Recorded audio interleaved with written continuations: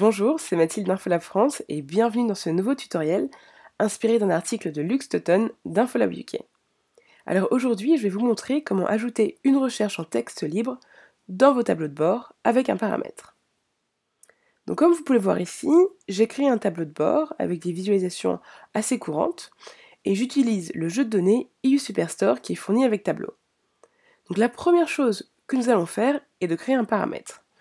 Donc je vais aller dans un onglet, l'onglet Ville par exemple, aller dans la section Dimensions, cliquer sur cette flèche et choisir Créer un paramètre que nous allons appeler Recherche en texte libre.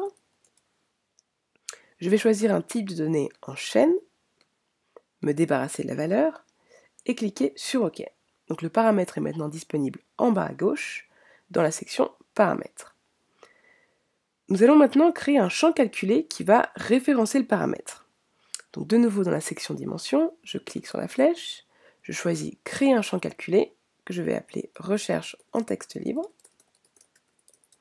et je vais entrer la formule suivante.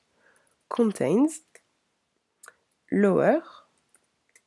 Ici, je vais entrer mon champ ville, city en anglais, virgule, de nouveau lower, et ici, on va référencer notre paramètre en cliquant, en tapant recherche en texte libre. Et ici, on voit que le calcul est valide.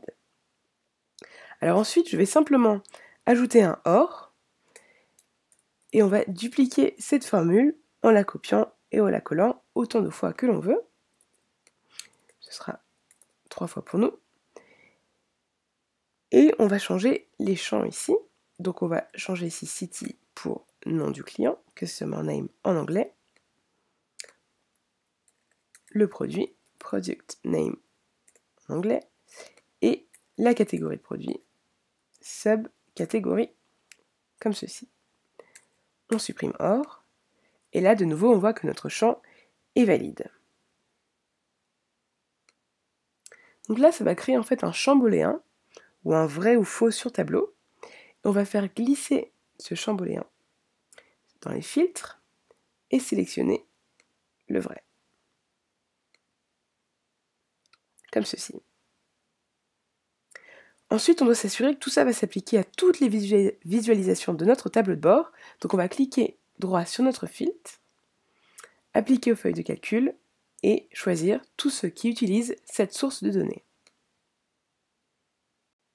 Donc maintenant, je veux afficher notre boîte de contrôle pour les paramètres dans notre tableau de bord.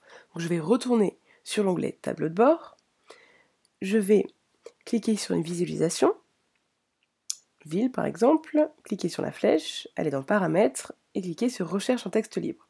Donc ici, notre boîte de contrôle apparaît, on va la mettre en haut pour une meilleure visibilité pendant la recherche, comme ceci. Et on va faire notre premier test avec les villes par exemple. Donc prenons la ville de Londres, qui semble être une des villes les plus importantes en termes de vente, et je vais taper donc L majuscule, O-N-D, appuyer sur recherche, et ici, notre recherche en texte libre a bien compris que nous voulions regarder Londres. Les clients qui habitent à Londres, on peut aussi voir combien ils dépensent, on peut voir ce qu'ils ont acheté, et les catégories de produits qui correspondent. Donc, ce qu'on peut voir ici, en fait, c'est aussi que le fait de retirer les majuscules n'a aucune importance. Dans notre formule précédemment, on avait écrit lower, ce qui permet en fait de retirer la sensibilité à la casse, qui existe normalement dans les formules tableau. Donc là, si je tape L-O-N-D sans majuscule, on voit bien que notre recherche en texte libre a exactement le même comportement, il n'y a pas de sensibilité à la casse. Donc maintenant, on peut faire le même test pour les clients. Donc si par exemple, je prends un de mes plus gros clients, Patrick O'Donnell, ici, et l'on veut voir toutes les ventes des clients qui affichent Patrick dans leur nom. Donc je tape Patrick. Et là, après avoir tapé Entrée, ça va me renvoyer à tous les clients avec le prénom Patrick. Donc on a Patrick O'Donnell, Patrick O'Brien, Patrick Ryan. Et on peut voir où ils habitent, les produits qu'ils ont achetés et les catégories qui sont associées à ces produits. Donc on peut faire aussi la même chose pour les catégories de produits. Si par exemple je suis intéressée par les objets de stockage, donc storage en anglais, je tape STOR, comme ceci. Cela nous retourne tout ce qui appartient à la catégorie storage. Donc ici on trouve tous les produits qui ont été vendus dans la catégorie storage, tous les clients qui ont acheté un produit dans cette catégorie, et on sait là où ils habitent. Enfin, on peut faire la même chose avec les produits. Donc choisissons un produit, par exemple un fax. Là, on va voir tout ce qu'il y a, tous les produits qui ont le mot fax dans leur nom qui s'affiche ici. Les sous-catégories, les catégories associées, donc en l'occurrence les copieurs, les clients qui ont acheté un produit contenant le mot fax, et on sait où habitent ces clients. Donc en fait, ce qui est intéressant ici, c'est que si l'on veut ajouter des champs supplémentaires qui ne sont pas nécessairement dans la visualisation, ça peut se faire. Donc si je reviens à notre formule, en retournant dans un onglet, ici, je clique modifier, sur modifier, je peux par exemple rajouter le mode de livraison. Donc je vais faire copier-coller, comme ceci, et ici je vais mettre le mode de livraison, donc en anglais, ça correspond à ship mode.